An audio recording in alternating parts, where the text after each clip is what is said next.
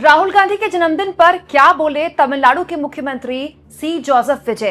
कैसे राहुल गांधी के लिए जन्मदिन के मौके पर लगे नारे कि हमारा पीएम कैसा हो, राहुल गांधी जैसा हो। और कैसे राहुल गांधी को न केवल इंडिया गठबंधन के नेता बल्कि मोदी जी के मंत्री भी बधाई देने लगे। दोस्तों, वैसे बधाई की बात है तो राहुल गांधी के आज जन्मदिन पर खुद मोदी जी ने भी राहुल गांधी को बधाई दी है। उनके भी खूब चर्चे हो रहे हैं। अगर आप विस्तार से चाहें तो मेरे इस वीडियो में देख सकते हैं। लेकिन आज राहुल गांधी 56 साल के हो गए हैं। कांग्रेस पार्टी उनका जन्मदिन अपने अपने स्तर पर मना रही है। कार्यकर्ता अपने नेता का जन्मदिन मनाते हैं। इस बीच कुछ बड़ी इंटरेस्टिंग विशेष आई है सामने। मैं चाहती हूँ कि मैं आपको वो दिखाऊं, साथ में वो तस्वीर भी दिखाऊं जहां राहुल गांधी के लिए नारे लगे हैं कि हमारा पीएम कैसा हो, राहुल गांधी जैसा हो। दरअसल दोस्तों, आप जानते हैं राहुल गांधी के नए नवेले दोस्त बने हैं तमिलनाडु के मुख्यमंत्री सी जोसेफ विजय। इस बीच राहुल गांधी और उनकी मुलाकात जो दिल्ली में हुई, बड़ी गर्मजोशी से मुलाकात हुई, उसकी तस्वीरें भी खूब दिखाई गई। सोनिया गांधी के साथ भी सी जोसेफ विजय की मुलाकात हुई। राहुल गांधी और विजय ने बड़ी जल्दी एक केमिस्ट्री पैदा कर ली आपस में। इनफैक्ट राहुल गांधी विजय के स्वेरिंग इन सेरेमनी में गए थे, शपथ ग्रहण में गए थे, और वहाँ भी बड़ा एक दोनों के बीच में अच्छा संबंध दिखा। इसीलिए आज राहुल गांधी के जन्मदिन के मौके पर मुख्यमंत्री विजय ने कहा है, मेरे प्यारे भाई और लोकसभा में विपक्ष के सम्मानित नेता थिरू राहुल गांधी को जन्मदिन की हार्दिक शुभकामनाएं। आप हमारे महान देश भारत की प्रगति, लोकतांत्रिक मूल्यों की रक्षा और समाज के सभी वर्गों के लोगों के कल्याण के लिए लगातार आवाज उठाते रहे हैं। मैं आपके अच्छे स्वास्थ्य, लंबी उम्र, आपके सभी प्रयासों में सफलता और सार्वजनिक जीवन में बेहतरीन ढंग से सेवा करने की क्षमता की कामना करता हूं, क्योंकि आप देश की प्रगति, लोकतांत्रिक मूल्यों के संरक्षण और जीवन के सभी क्षेत्रों के लोगों के कल्याण के लिए आवाज उठाते रहते हैं। आपके सभी प्रयास सफल हों और आप सार्वजनिक जीवन में बेहतरीन ढंग से सेवा करते रहें। इंपॉर्टेंट यह है दोस्तों कि सीएम विजय ने यहाँ बार बार लोकतांत्रिक मूल्यों का जिक्र किया है, और इस वक्त देश में विपक्ष सरकार पर यही आरोप लगा रहा है कि संविधान की धज्जियां बीजेपी उड़ा रही है। खुलेआम क्षेत्रीय दलों में जो टूट की जा रही है वो संविधान विरोधी है। और राहुल गांधी तो 2024 से हाथ में संविधान की किताब लिए अभियान चला रहे हैं, संविधान बचाओ आंदोलन का। इस बीच एक और बड़ी इंटरेस्टिंग तस्वीर देखने को मिली दोस्तों। कांग्रेस पार्टी के अल्पसंख्यक विभाग का कार्यक्रम था जिसमें राहुल गांधी आए, और यहाँ पर उनके एंट्री में नारे लगने लगे, हमारा पीएम कैसा हो, राहुल गांधी जैसा हो। सब खड़े होकर राहुल गांधी के लिए नारे लगा रहे थे। राहुल गांधी सबको बिठा रहे थे, शांत हो जाइए, शांत हो जाइए। देश का पीएम कैसा हो, राहुल गांधी जैसा हो। देश का पीएम कैसा हो, राहुल गांधी जैसा हो। देश का पीएम कैसा हो, राहुल गांधी जैसा हो। देश का पीएम कैसा हो, राहुल गांधी जैसा हो। देश का पीएम कैसा हो, राहुल गांधी जैसा हो।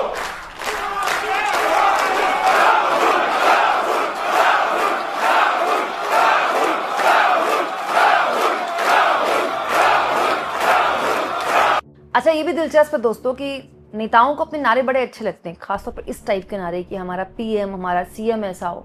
लेकिन राहुल गांधी जब भी उनके नारे लगते हैं तो वो चुप करा देते हैं। अब एक दिन पहले कोटा में भी राहुल गांधी थे, वहां पर उनके लिए खूब नारेबाजी की, मतलब बच्चे वहां पर नारेबाजी राहुल राहुल कर रहे थे, तो उन्होंने बाकायदा एंकर से कहकर शांत करवा दिया कि इनसे बोले नारेबाजी न करें, कोई पॉलिटिकल कार्यक्रम नहीं है, हम आप ही के मुद्दों पर बात करने आए हैं, आपके मुद्दों पर बात करेंगे।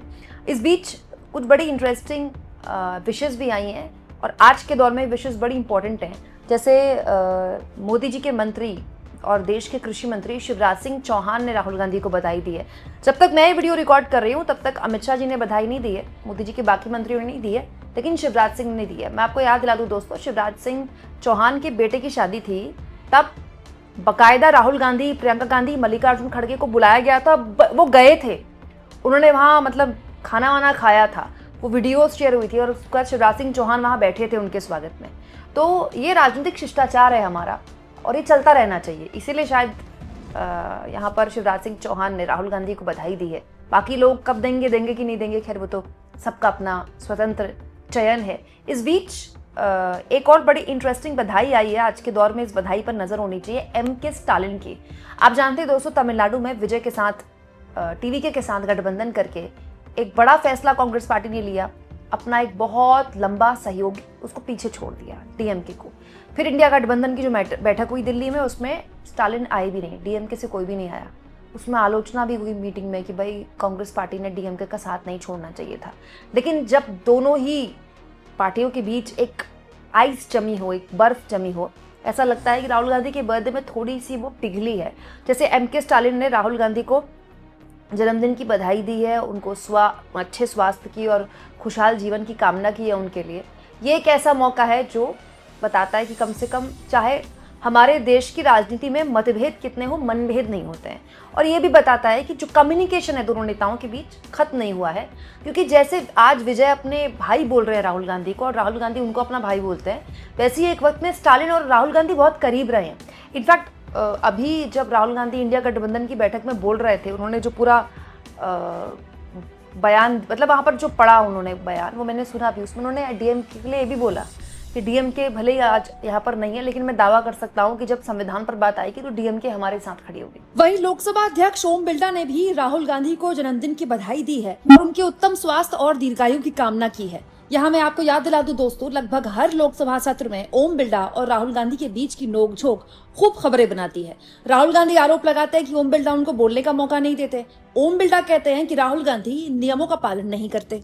इसके अलावा एक और बड़ी इंटरेस्टिंग बधाई अभिषेक बनर्जी की तरफ से आई है। अभिषेक बनर्जी जिन्होंने अभी कुछ दिन पहले कभी 90 मिनट आसपास राहुल गांधी के साथ मीटिंग की, उस मीटिंग से ऐसी जानकारियां भी निकली कि अभिषेक बनर्जी, क्योंकि उन दिनों चर्चा चल रही थी कि राहुल गांधी और सोनिया गांधी ने एक्चुअली में, नॉट राहुल गांधी, सोनिया गांधी ने प्रस्ताव दिया ममता बनर्जी को इंडिया गठबंधन की बैठक के दौरान कि आप अपनी पार्टी का जो है विलय कर लीजिए कांग्रेस पार्टी में, और आपको उपाध्यक्ष बनाया जाएगा और राष्ट्रीय महासचिव बनाया जाएगा अभिषेक बनर्जी को, और एक तरह से कांग्रेस पार्टी को भी मजबूती मिलेगी और टीएमसी के सांसद और विधायक जो टूट रहे हैं उसमें भी रोकथाम लग जाएगी। तो उस वक्त टीएमसी के बस विधायक टूटे थे, सांसदों का अता पता नहीं था टूटने का। हालांकि वो बात फिर आई गई होगी, लेकिन याद कीजिए जब अभी अभिषेक बनर्जी पर हमला हुआ था और ममता बनर्जी ने आरोप लगाए थे कि पुलिस ने कुछ नहीं किया, इनफैक्ट उनको अस्पताल में भी एडमिट नहीं किया गया, ऐसा खौफ है सरकार का, तब ममता बनर्जी ने कहा था कि राहुल गांधी का मेरे पास फ़ोन आया है, उन्होंने कहा है कि आप जहां चाहें जब चाहें हैदराबाद में अभिषेक बनर्जी का इलाज हो सकता है। तो इन दिनों राहुल गांधी या फिर ये कह लें टीएमसी और कांग्रेस पार्टी के बीच में काफ़ी जो एक खटास थी, जिसमें ममता बनर्जी बहुत बड़ा उनका एक रोल था, वो ठंडी हुई है। बहुत सारी इंटरेस्टिंग बधाइयाँ आई हैं दोस्तों, लेकिन इस बीच बीजेपी के आईटी सेल के मुखिया को भी देखना चाहिए। सभी को हम सबकी बधाइयाँ देख रहे हैं, तो जैसे अमित मालवीय जो कि बीजेपी आईटी सेल के मुखिया हैं, उन्होंने राहुल गांधी के जन्मदिन पर कहा है, राहुल गांधी अब सीनियर सिटीजन बनने से बस 4 साल दूर हैं, राजनीति में 2 दशक से ज्यादा समय बिताने, कई बार रीलॉन्च और रीब्रांडिंग की कोशिशें, यात्राओं और सलाह मशवरा और बार बार परिपक्व होने के मौके के बाद अब तक उनमें थोड़ी और राजनीतिक परिपक्वता की उम्मीद की जा सकती है। भारत ने राहुल गांधी को उम्र में बढ़ते देखा है, लेकिन उनके समझदार होने का कोई सबूत नहीं है। बीजेपी आईटी सेल का पूरा तरीका रहा है जिसमें राहुल गांधी को वो ना समझ, बचकाना, पप्पू, तमाम तरह के नाम से नवाजते हैं। लेकिन ये सब कुछ होते होते भी राहुल गांधी आज देश में एक बड़े संवैधानिक पद पर बैठे हैं, विपक्ष के नेता हैं। वो लोकसभा में जब बोलते हैं तो सरकार को सुनना पड़ता है। वो अलग बात है कि उनको माइक और कैमरा कितना मिलता है, लेकिन एटलीस्ट उनके पास आज एक संवैधानिक पद है। ये बात बिल्कुल सच है कि राहुल गांधी लगातार बीजेपी के आगे, मोदी के आगे हारते रहे, लेकिन ये बात भी सच है कि ऐसे हालात में जब मीडिया आपके पास नहीं है, सिस्टम आपके पास नहीं है, तमाम एजेंसियां हैं, चुनाव आयोग पर तमाम तरह के सवाल हैं, आपके पास इलेक्टोरल बॉन्ड से पैसा नहीं आता बहुत तगड़ा, इनफैक्ट पूरा का पूरा जो इकोसिस्टम है वो इसी बात पर लगा हुआ है कि कैसे विपक्ष को एंटी नेशनल घोषित किया जाए। ऐसे वक्त में भी आप अपनी पार्टी को कहाँ क्या हाल था 2019 में कांग्रेस पार्टी का, वहाँ से 99 तक ले आते हैं। तो ये बड़ी बात है राहुल गांधी के लिए। हालांकि चैलेंजेस अभी बहुत सारे हैं और जाहिर तौर पर इन चैलेंजेस को राहुल गांधी को इस साल फेस करना होगा, जिसमें सबसे बड़ा चैलेंज है विपक्ष की पार्टियां टूटने का। जिस तरह से क्षेत्रीय पार्टियों का खात्मा हो रहा है, अगला डेंजर कांग्रेस पार्टी का है। अगर 20 सांसद तोड़े जा सकते हैं, अगर 3 सांसदों पर डोरे डाले जा सकते हैं, अगर 60 विधायक तोड़े जा सकते हैं, तो फिर 99 सांसद अगर किसी पार्टी के पास हैं तो वो भी सुरक्षित नहीं है। ऐसे माहौल में राहुल गांधी की जिम्मेदारी न केवल कांग्रेस पार्टी को एक बड़े अम्ब्रेला बनाने की भी होती है, बल्कि ये भी साबित करने की होती है कि क्या वो अपनी पार्टी और अपने सांसदों को वैसे बचा पाएंगे जैसा कोई भी विपक्षी दल फिलहाल बचाता हुआ नहीं दिख रहा है। खैर, जन्मदिन का दिन होता है दोस्तों, एक तो दिन होता है, हर किसी को मिलना चाहिए। इस मौके पर एक दिन का रेस्ट तो सब डिजर्व करते हैं, एक दिन की छुट्टी। आप राहुल गांधी के जन्मदिन पर क्या सोचते हैं दोस्तों? कमेंट बॉक्स में जरूर लिखें और जितना हो सके चैनल को शेयर भी करें और सब्सक्राइब भी।